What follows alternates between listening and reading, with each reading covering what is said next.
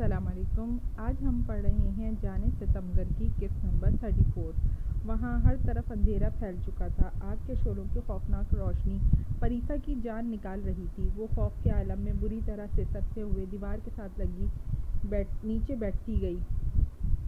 تو کیا اس کی موت کا وقت آ چکا ہے؟ لمحہ بہ لمحہ قریب آتی آگ کو دیکھتے پریسا نے خوف کے عالم میں سوچا تھا، کیونکہ اس پوری دنیا میں وہ کسی کے لیے بھی اتنی اہم نہیں تھی کہ کوئی اپنی جان داؤ پر لگا کر اسے بچانے آتا۔ کچھ دیر پہلے اس سے محبت کا دعوے دار، اس کی جان دینے کے وعدے کرنے والا، ایک بار پھر اس کو فراموش کرتا اپنی جان بچا کر بھاگ نکلا تھا۔ پریسا کو آگ کے شعلے تیزی سے اپنی جانب بڑھتے محسوس ہو رہے تھے۔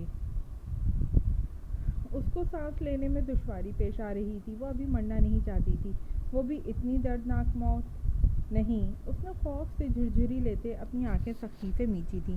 جب آنکھوں کے سیاہ پردے پہ شہوِ سکندر پوری آب و تاب کی طرح روشن ہوا تھا، پریسا نے فوراً گھبرا کر آنکھیں کھول دی تھیں۔ اس کا دل زور سے دھڑک اٹھا تھا۔ ہمیشہ اس کی مشکل وقت میں یہی انسان اپنی جان کی پرواہ کیے بغیر اس کے پاس آیا تھا، تو کیا آج بھی؟ نہیں، وہ ایک بلیک بیسٹ ہے۔ وہ نفرت کرتا ہے مجھ سے۔ اس دن اس نے میری جان صرف اپنے مقصد کے لیے بچائی تھی، جو ان پیپرز پہ سائن کرتے اب پورا ہو چکا تھا۔ یہاں اب کوئی بھی اپنی زندگی کو رسک میں ڈال کر نہیں آنے والا۔ میں اتنی اہم کسی کے لیے نہیں ہوں کہ کوئی میری خاطر اپنی جان دے۔ پریسا کی آنکھیں دھواں اور آنسوؤں سے بالکل دھندلا گئی تھیں۔ اس کا سر بری طرح چکرا رہا تھا۔ دھواں اس کے منہ اور ناک میں گھس چکا تھا۔ ہیبا آئی جی صاحب سے ملنے آرڈر کے مطابق بھیس بدل کر مطلوبہ علاقے میں پہنچ چکی تھی، جہاں پہلے ہی اس کی فورسز کے 2 لوگ موجود تھے اور میاں بیوی بن کر وہیں رہ رہے تھے۔ ہیبا کو انہی کے پاس رہنا تھا۔ وہ مغرب کے وقت وہاں پہنچی تھی۔ یہ دیہاتی علاقہ تھا، جہاں آج بھی مٹی کے کچے مکان تھے۔ لوگ آج بھی کھلے آسمان تلے ایک ساتھ چارپائیاں بچھا کر سوتے تھے۔ بظاہر یہ گاؤں بہت ہی پرسکون اور خوشحال لگ رہا تھا۔ دیکھ کر کوئی نہیں کہہ سکتا تھا یہاں درندہ صرف وڈیرے آئے روز اپنا قہر ڈھاتے رہتے ہیں۔ اور سب سے بڑا ستم یہ تھا کہ وہاں کے بیچارے مکین اپنے غم کسی کو بتا بھی نہیں سکتے۔ کوئی ان کی مددگار نہیں تھا۔ مگر یہاں قدم رکھتے ہی ہیبا نے خود سے عہد کیا تھا کہ وہ اب یہاں سے تب تک نہیں جائے گی جب تک ان لوگوں کو ان کی آزادی نہ مل جائے۔ اسے کبھی بھی اپنی زندگی کی پرواہ نہیں رہی تھی، اور اب بھی وہ اپنی جان لگانے والی تھی۔ اے لڑکی، نئی آئی ہو کیا یہاں؟ تجھے پہلے کبھی نہیں دیکھا۔ نہیں۔ وہ بس سے اتر کر اپنا چھوٹا سا سیاہ بیگ اٹھائے آگے بڑھ رہی تھی، جب نہ جانے کہاں سے 3-4 اوباش لڑکے سیٹیاں مارنے کے ساتھ ساتھ فضول سے جملے کستے اس کے ساتھ ساتھ چلنے لگے تھے۔ ہیبا اس وقت لان کے عام سے سوٹ میں ملبوس اسکن کلر کے شال سے چہرے کو ڈھانکے تیز تیز چل رہی تھی۔ اسے دکھ نہیں رہا تھا کہ اس کی چکنی چمڑی یہاں کی لڑکیاں بھلا ایسی کہاں دکھتی ہیں۔ ان میں سے ایک ہیبا کے مزید قریب ہو کر چلنے لگا۔ ہیبا نے مٹھیاں سختی سے بیچتے خود کو کوئی سنگین حرکت کرنے سے روکا تھا، ورنہ اس کا دل کیا تھا ابھی اور اسی وقت ان اوباش لڑکوں کی چمڑی ادھیڑ کر رکھ دے۔ وہ بہت مشکل سے ضبط کیے ہوئے تھی جب ان میں سے کسی نے ہیبا کے ہاتھ کو ٹچ کرنا چاہا، اور بس پھر ہیبا کا ضبط ختم ہوا تھا۔ وہ گھما کر اس لڑکے کو پنچ مارنے ہی والی تھی جب اچانک سے وہاں رضیہ اور جاوید نے آ کر اسے روک لیا۔ میم پلیز کنٹرول، یہ لوگ اس وڈیرے کے آدمی ہیں۔ آپ کی ایسی کوئی بھی حرکت ان کو الرٹ کر سکتی ہے۔ آپ کے ساتھ ساتھ ہمارا یہ مشن بھی خطرے میں پڑ سکتا ہے۔ رضیہ ان کو دکھانے کے لیے بظاہر ہیبا کے گلے لگ کر کان میں سرگوشی کرتے در حقیقت اسے مارنے سے روکے ہوئے تھی۔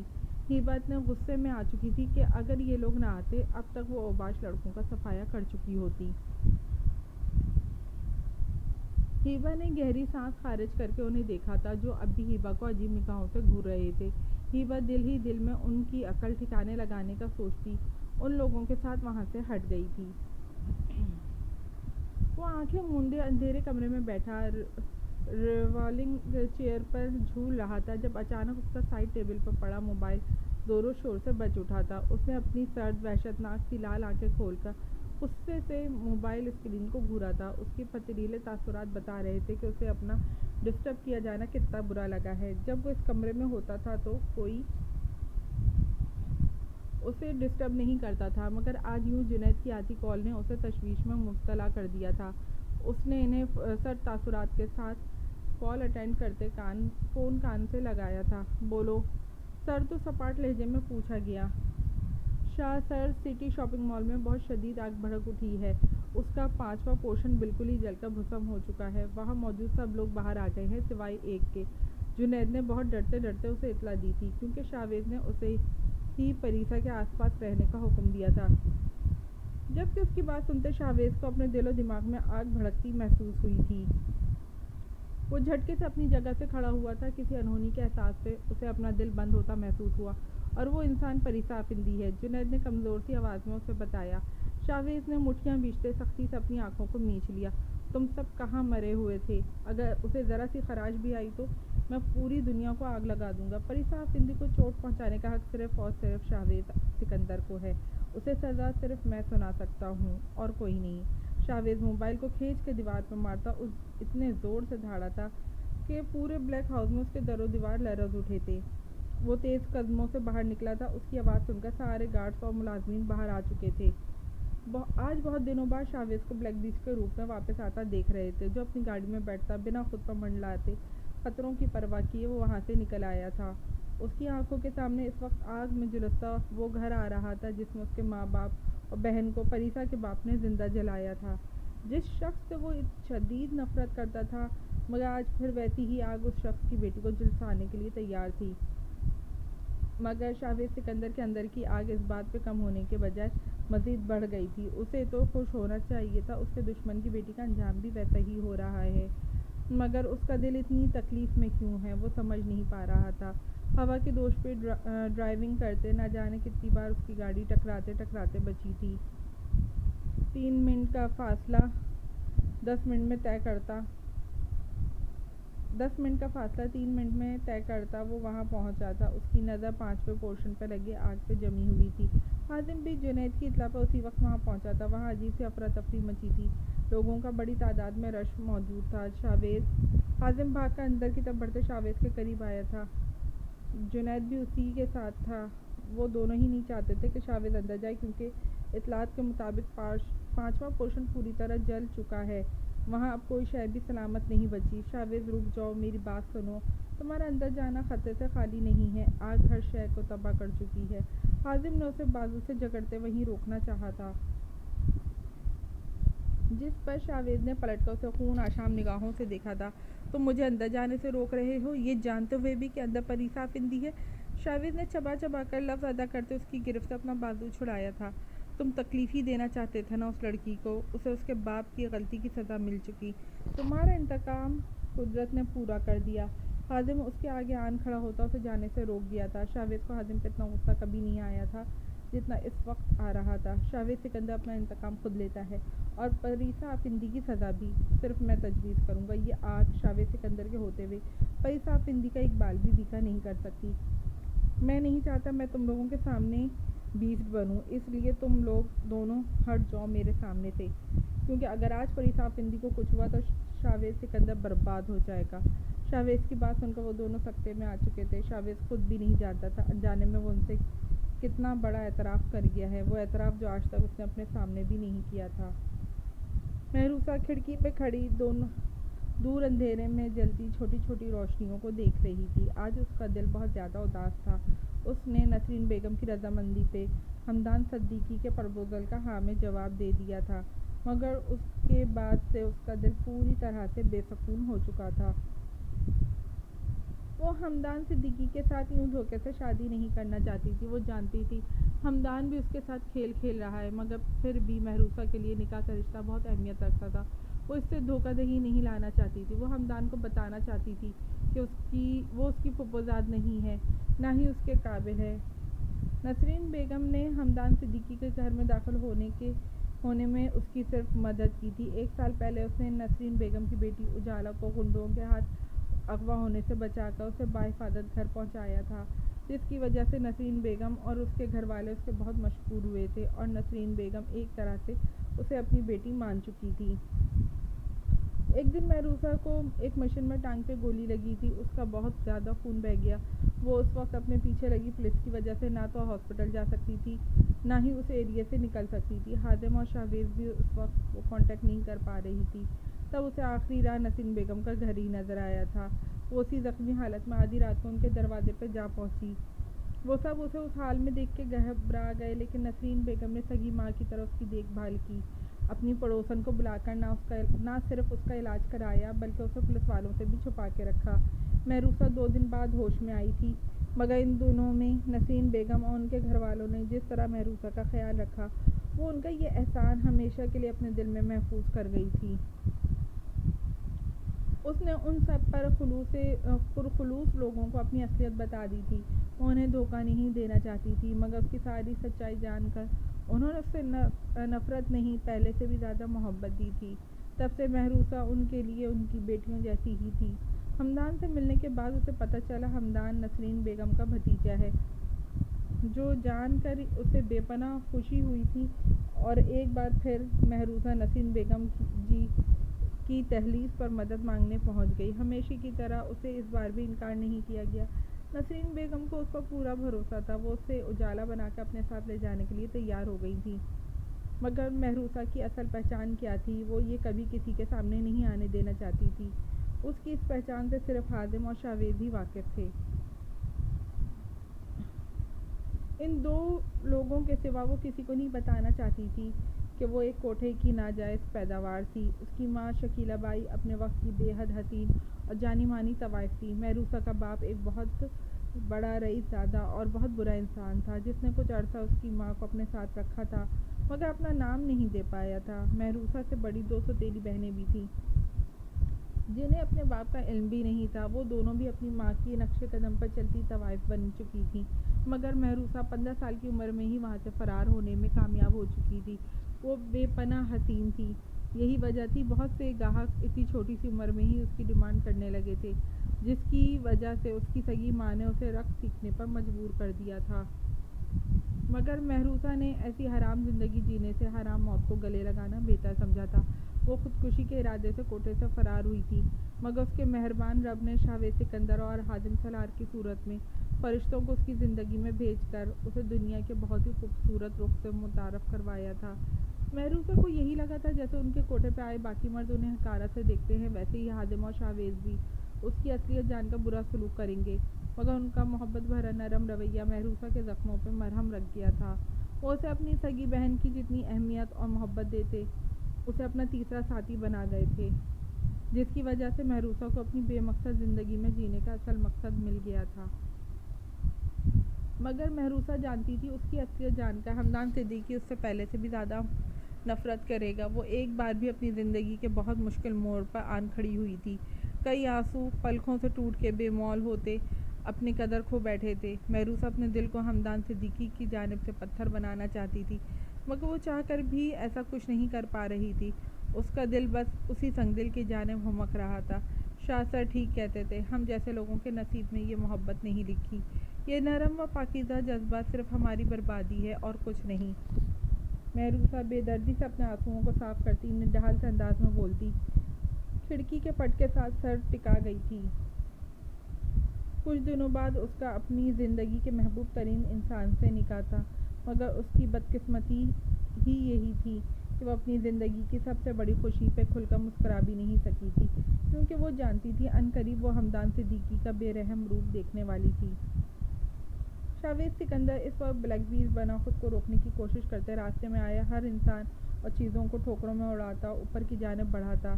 بلڈنگ سے سب لوگوں کو نکال دیا گیا تھا، کسی کو جانے کی اجازت نہیں تھی، مگر وہ سینکڑوں کی تعداد میں کھڑے گارڈ اس بلیک بیسٹ کو نہیں روک پائے تھے، جو چاروں پورشن کراس کرتا 5ویں پورشن کی بھڑکتی آگ میں کودنے کے لیے تیار کھڑا تھا۔ وہاں جلتے آگ کے شعلوں میں دیکھ کر لمحے بھر کو شاویز سکندر کو اپنا دل ڈوبتا محسوس ہوا، کیونکہ انہیں دیکھ اندر موجود انسان کے بچ جانے کا 1% چانسز بھی موجود نہیں تھے۔ مگر پریسا وہ آگ میں جم کرتا پوری شدت سے دہاڑا تھا۔ جانے ستمگر قسط نمبر 35 فروہ خالد کی تحریر۔ شاویز سکندر اس وقت بلیک بیسٹ بنا خود کو روکنے کی کوشش کرتے راستے میں آئے ہر انسان اور چیزوں کو ٹھوکروں سے اڑاتا اوپر کی جانب بڑھاتا۔ بلڈنگ سے سب لوگوں کو نکال دیا گیا تھا، کسی کو جانے کی اجازت نہیں تھی، مگر وہ سینکڑوں کی تعداد میں کھڑے گارڈ اس بلیک بیسٹ کو نہیں روک پائے تھے۔ وہ چاروں پورشن کراس کرتا اب پانچویں پورشن کی بھڑکتی آگ میں کودنے کو تیار تھا۔ وہاں جلتے آگ کے شعلوں کو دیکھ کر لمحے بھر کو شاویز سکندر کو اپنا دل ڈوبتا محسوس ہوا تھا، کیونکہ انہیں دیکھ اندر موجود انسان کے بچ جانے کا 1% چانسز بھی موجود نہیں تھے۔ پریسا وہ آگ میں جم کرتا پوری شدت سے دھاڑا تھا۔ ہر طرف دھواں اور آگ کے شعلے بھڑک رہے تھے، کچھ دکھائی نہیں دے رہا تھا، ہر شے جل رہی تھی۔ یہ جلتی آگ شاویز سکندر کے دل کو جلا کر راکھ کر رہی تھی۔ اسے اس آگ میں سالوں پہلے کا منظر یاد آیا تھا جب اس نے اپنے ماں باپ اور پوری دنیا کو جلتے دیکھا تھا، مگر آج وہ ایسا کچھ نہیں ہونے دینا چاہتا تھا۔ پریسا آہستہ آہستہ اپنے حواس کھو رہی تھی۔ اس نے بہت مشکل سے خود کو سنبھالا ہوا تھا، کسی بھی لمحے وہ بے ہوش ہو کر ان شعلوں کی نظر ہو سکتی تھی۔ جب اس لمحے اسے اپنے کانوں میں شاویز کی آواز سنائی دی، پریسا کو لگا شاید یہ اس کا وہم ہے، بھلا اس آگ میں کوئی پاگل ہی اس کو خاطر۔ جب اسی لمحے اسے اپنے کانوں میں شاویز کی آواز سنائی دی، پریسا کو لگا تھا شاید یہ اس کا وہم ہے، بھلا اس آگ میں کوئی پاگل ہی اس کی خاطر کود سکتا تھا، اور وہ پاگل شاویز سکندر کبھی نہیں ہو سکتا۔ وہ تو اس سے نفرت کرتا تھا، پھر وہ بھلا کیسے آ سکتا تھا؟ پریسا نے اذیت سے سوچتے اپنے چکراتے سر کو تھاما تھا جب اسے دائیں جانب سے دروازہ گرنے کی آواز آئی تھی۔ آگ کے شعلے میں لپٹا دروازہ اس سے کچھ فاصلے پر جا گرا۔ خوف کے عالم میں پریسا کے منہ سے دل خراش چیخ برآمد ہوئی۔ شاویز، جس نے وہ دروازہ گرا کر اندر آنے کی کوشش کی تھی، پریسا کی چیخ کانوں میں پڑتے وہ جلدی سے آگے بڑھا تھا۔ پریسا، جو خوف کے عالم میں لرزتی کانپتی اسی جانب دیکھ رہی تھی، وہ آگ کے شعلوں کے پیچھے آن کھڑے شاویز کو دیکھ اسے اپنی آنکھوں پہ یقین نہیں آیا تھا۔ شاویز سکندر اسے بچانے کی خاطر! اس احساس کے ساتھ ہی کئی آنسو ٹوٹ کر اس کے چہرے کو بھگو گئے تھے۔ تو کیا وہ اس شخص کے لیے اتنی ضروری تھی کہ اس کی خاطر آگ سے بھی بڑھ گیا تھا؟ شاویز! اس کی جانب دیکھتے پریسا کے لب پھڑپڑائے تھے۔ شاویز کی نظر بھی ایک کونے میں سکڑی سمٹی بیٹھی پریسا پہ پڑ چکی تھی۔ تم کیوں آئے ہو یہاں؟ واپس چلے جاؤ، تم مجھ سے نہیں پہنچ پاؤ گے۔ پریسا اور شاویز کے درمیان میں آگ بہت زیادہ تھی، جہاں سے گزر پانا آسان نہیں تھا۔ پریسا نہیں چاہتی تھی شاویز اس کی وجہ سے خود کو نقصان پہنچائے۔ جس بات کی کشمکش میں وہ اتنے دنوں سے ڈوبی ہوئی تھی، اسے آج اس کا جواب مل چکا تھا۔ وہ نہ جانے کب کیسے اس وحشی انسان سے محبت کرنے لگی تھی، جس کے ساتھ ایک بار بھی اس کی خوشگوار انداز میں بات نہیں ہوئی تھی، مگر پھر بھی وہ اسے چاہنے لگی تھی، کیونکہ یہی واحد انسان تھا جو اس کی زندگی میں، جو اسے بچانے، اس کی حفاظت کرنے کہیں بھی پہنچ سکتا تھا، جس کے لیے وہ اہم تھی۔ پریسا کی آنکھوں سے آنسو رکنے کا نام نہیں لے رہے تھے۔ آگ سے اس کا سارا خوف ختم ہو گیا تھا۔ وہ جانتی تھی سامنے کھڑا شخص اب اسے کچھ نہیں ہونے دے گا، مگر اس کا دل شاویز سکندر کو آگ میں کودنے کے ارادے سے آگے آتا دیکھ تڑپ اٹھا تھا۔ تم تک پہنچنے سے مجھے کوئی نہیں روک سکتا، یہ آگ بھی نہیں۔ خاموشی سے کھڑی رہو، ہلنا مت وہاں سے۔ شاویز اسے صحیح سلامت وہاں کھڑے دیکھ اب کافی حد تک ریلیکس ہو چکا تھا۔ اسے خود پہ یقین تھا، اب وہ پریسا آفرندی کو کچھ نہیں ہونے دے گا۔ پریسا نے بھیگی نگاہ آنکھوں سے گھور کر اسے دیکھا تھا، جو یہاں بھی اسے ڈانٹنے سے باز نہیں آیا تھا۔ وحشی انسان کہیں کا! پریسا رونے کے بیچ میں اسے اس کے لقب سے نوازنا نہیں بھولی تھی۔ آگے مت آنا! شاویز اونچی آواز میں اسے ایک بار پھر وارن کرتا آگ کی جانب بڑھاتا، اور وہ لانگ جمپ کرنے والا تھا، مگر وہ جانتا تھا فاصلہ زیادہ ہے، وہ آگ میں کودے بغیر آگے نہیں جا سکتا۔ اس لیے خود کو کچھ سیکنڈ کے لیے آگ کی لپیٹ میں دینے کے لیے وہ خود کو مینٹلی طور پر تیار کر چکا تھا۔ شاویز پوری طاقت لگا کر جمپ کرتا آگ میں کودا تھا۔ پریسا کا دل ساکت ہوا تھا، کیونکہ شاویز کے بازوؤں کو آگ کے شعلے اپنی لپیٹ میں لے چکے تھے۔ نہیں! پریسا ایک پل میں پوری دنیا فنا ہوتی محسوس ہوئی تھی۔ وہ بنا اپنی پرواہ کیے شاویز کی جانب بھاگی تھی، جب اسی لمحے ایک جانب سے آگ میں لپٹا پلر اس پر آن گرنے کو تھا۔ جب شاویز واپس اس کی جانب جمپ کرتا اسے اپنی جانب کھینچ چکا تھا۔ وہ دونوں دیوار سے ٹکراتے نیچے جا گرے تھے۔ پریسا کو شاویز نے پوری طرح اپنے حساب میں قید کرتے چوٹ لگنے سے بچایا تھا، جبکہ خود اس کا سر بہت بری طرح دیوار سے ٹکراتا ٹیسے چھوڑ گیا تھا۔ تم ٹھیک ہو؟ شاویز نے اسے سینے سے لگی خوف سے کپکپاتی پریسا کو پکارا تھا۔ وہ اسے اس طرح اپنے ساتھ لگائے واپس سے کھڑا ہو چکا تھا۔ اس کی نہایت قریب سے آتی آواز پر پریسا نے اس کے سینے سے ذرا سا چہرہ اوپر اٹھاتے اسے دیکھا تھا۔ شاویز نے بھی اس لمحے پریسا پہ نظر ڈالی تھی، مگر یہ ایک لمحہ شاویز سکندر کے دل کی دنیا پر قیامت برپا کر گیا تھا۔ وہ سہمی سی ہرنی آگ سے بچ کر اس کے وجود میں چھپنے کی کوشش کرتی شاویز سکندر کے دل و دماغ پر بہت گہرا اثر چھوڑ گئی تھی۔ ہم یہاں سے کیسے نکلیں گے؟ میں مرنا نہیں چاہتی۔ پریسا اس کے گرد بازو سختی سے باندھے خوف سے لرزتے بھیگے لہجے میں بولی تھی۔ آج ہی تو اس پر اپنی محبت کا ادراک ہوا تھا۔ وہ اس محبت کا اقرار کیے بغیر نہیں مرنا چاہتی تھی۔ نہ جانے کیوں مگر دل میں اس انسان کے لیے جینے کی شدید خواہش جاگ اٹھی تھی۔ اس نے چہرہ موڑ کر شاویز کا بازو دیکھا تھا۔ اس کے ہاتھ سے اوپر کا حصہ جل گیا تھا، مگر وہ اپنی تکلیف بھلائے بس اسی کے لیے فکر مند تھا۔ یہ آگ تمہارا کچھ نہیں بگاڑ سکتی۔ اگر کسی لڑنا چاہتی ہو تو وہ ہے شاویز سکندر۔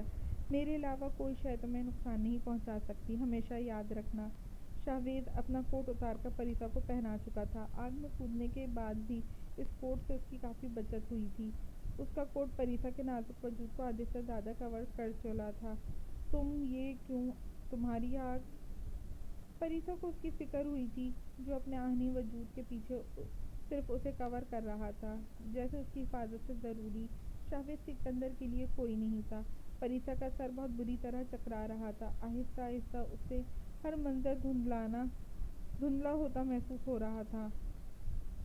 شاویز اس کے بے جان وجود کو اٹھاتا آگے بڑھاتا۔ اس کا رخ ونڈو کی جانب تھا، جہاں سے وہ نیچے اتر سکتا تھا۔ کانچ کی کھڑکی توڑنے میں اسے زیادہ ٹائم نہیں لگا۔ پریسا کو کندھے پہ ڈالتے ہی وہ باہر اتر چکا تھا۔ اسے سیدھے راستے سے زیادہ ان راستوں سے جانے کی عادت تھی، اس لیے پائپ سے گزر کر وہ بہت ہی آرام سے نچلے پورشن میں اتر گیا تھا۔ رات کے 2 بجے کا وقت تھا۔ ہر جانب بھوک کا عالم چھایا ہوا تھا۔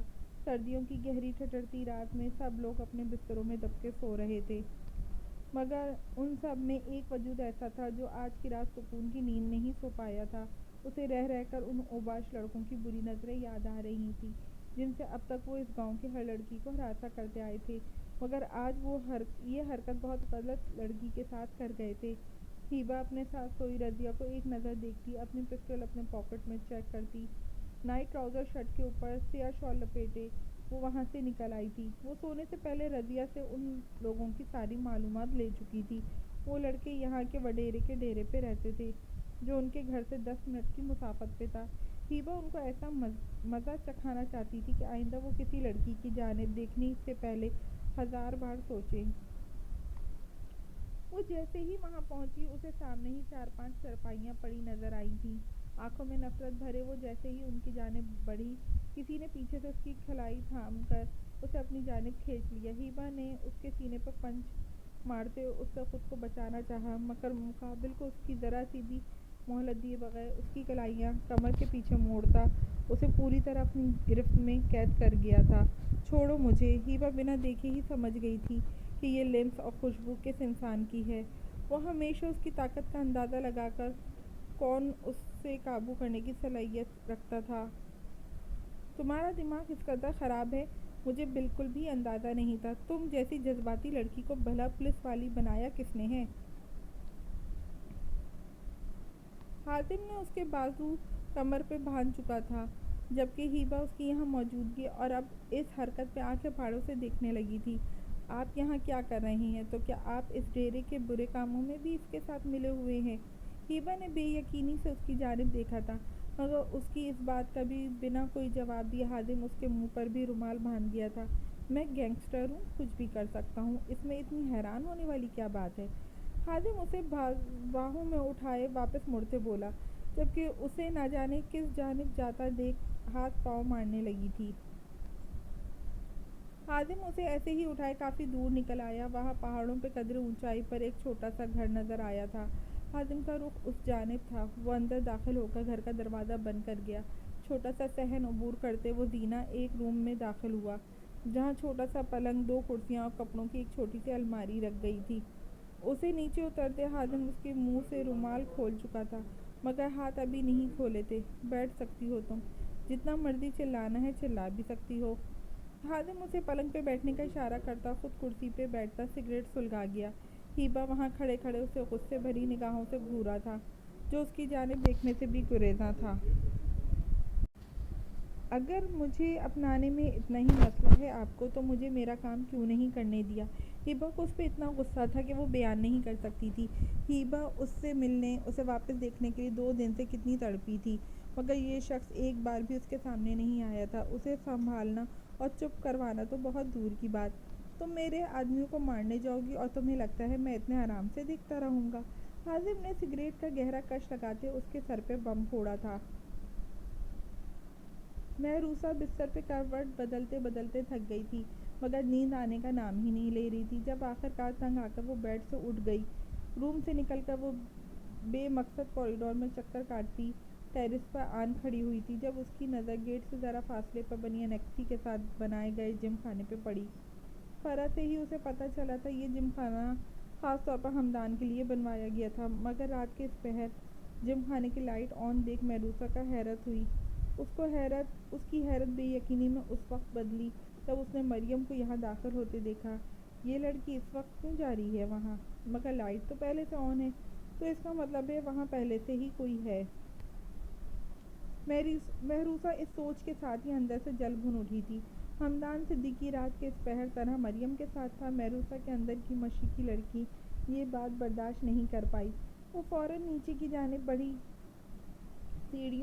تیزی سے سیڑھیاں عبور کرتی وہ انیکسی کی جانب بڑھی تھی، لیکن دروازے تک پہنچتے وہ وہاں رک گئی۔ اسے اندر سے مریم کے ہنسنے کی آواز آ رہی تھی۔ محروسہ کی آنکھیں نم ہوئیں۔ وہ جانتی تھی ہمدان صدیقی اپنی دلی رضامندی سے شادی بالکل بھی نہیں کر رہا، مگر وہ کسی اور سے محبت کرتا تھا۔ یہ بات بھی محروسہ کے لیے زیادہ تکلیف کا باعث بنی۔ مجھے جلد از جلد اپنا کام مکمل کر کے یہاں سے جانا ہوگا۔ میں مزید یہاں رہ کر خود کو مزید کمزور نہیں کر سکتی۔ میں ایک طوائف کی بیٹی ہوں، جس کے لیے نہ محبت بنی ہے اور نہ ہی ہمدان صدیقی جیسا با کردار قبول کرے گا۔ میرے پیارے پروردگار، کیوں لکھی آپ نے محبت کی یہ اذیت میری قسمت میں، یہ جانتے ہوئے بھی کہ میری محبت کو قبول نہیں کیا جائے گا؟ محروسہ بھیگی آواز کے ساتھ وہاں سے پلٹ آئی۔ ارے اجالا، تم یہاں؟ محروسہ بھی آدھے راستے میں پہنچی تھی جب اسے مریم کی حیران سی آواز سنائی دی۔ نہ چاہتے ہوئے بھی اسے واپس مڑنا پڑا۔ مریم کے ساتھ کھڑے ہمدان کو کھڑا دیکھ محروسہ نے مٹھیاں بیچ کر اپنے غصے کو دبایا تھا۔ سیاہ ٹراؤزر پر سیاہ بنیان پہنے وہ رفع حلیے میں بھی بہت ہینڈسم لگ رہا تھا۔ اس کا لمبا چوڑا کثرتی وجود بہت ہی متاثر کن تھا۔ ہاں، وہ مجھے نیند نہیں آ رہی تھی تو باہر آ گئی، محروسہ نے فوراً بہانہ بنایا، جبکہ ہمدان صدیقی کی نظریں اس کی روئی آنکھوں اور بینچی مٹھیوں پر تھیں۔ اوہ اچھا، روم میں چلی جاؤ، بہت ٹھنڈ ہے، کہیں بیمار نہ پڑ جاؤ۔ Good night Hamdan. اسے سر سے پیر تک عجیب سے انداز میں گھورتی مریم ہمدان کو مسکرا کر گڈ نائٹ کہتی وہاں سے نکل گئی۔ محروسہ بھی بنا ہمدان کی جانب دیکھے واپس پلٹنے ہی لگی تھی، جب اس کے دیے جانے والے آرڈر پہ محروسہ نے گھور کر اسے دیکھا۔ اجالا، میرے لیے بلیک کافی بنا کر لاؤ، میں اندر ہی ہوں۔ اسے حکم دیتا وہ واپس پلٹ گیا۔ اس کا حاکمانہ انداز بالکل شوہروں والا تھا، جبکہ محروسہ آنکھیں پھاڑے اس کی چوڑی پشت کو گھور کر رہ گئی تھی۔ اپنی چہیتی سے ہی بنواتے نا کافی، جس کے ساتھ بیٹھ کر آدھی رات کو بڑے کہکہے لگائے جا رہے تھے۔ ویسے تو بڑا شریف بنتا ہے یہ ایڈیٹ ایس پی، مگر ابھی ان لڑکی کے ساتھ ہوتے ساری شرافت ختم ہو جاتی ہے۔ ایسی کافی پلاؤں گی کہ ساری زندگی میری کافی کا ذائقہ منہ سے نہیں جائے گا۔ محروسہ سے مریم اور ہمدان کی یہ آدھی رات کی ملاقات ہضم نہیں ہو پائی تھی۔ اوپر سے اس کے دیے گئے آرڈر پہ وہ الگ جلتی بھنتی وہ اندر کی جانب بڑھ گئی۔ آخر کو ایس پی صاحب کو ان کی فیورٹ بلیک کافی بنا کر بھی دینی تھی۔ تھوڑی دیر بعد وہ ٹرے میں کافی کا مگ رکھتے ہمدان کے اس لگژری سے جم خانے میں داخل ہوئی تھی، جہاں ایکسرسائز کی تمام جدید مشینریز موجود تھی، مگر سامنے کا منظر دیکھ اس کا دل دھک سے رہ گیا۔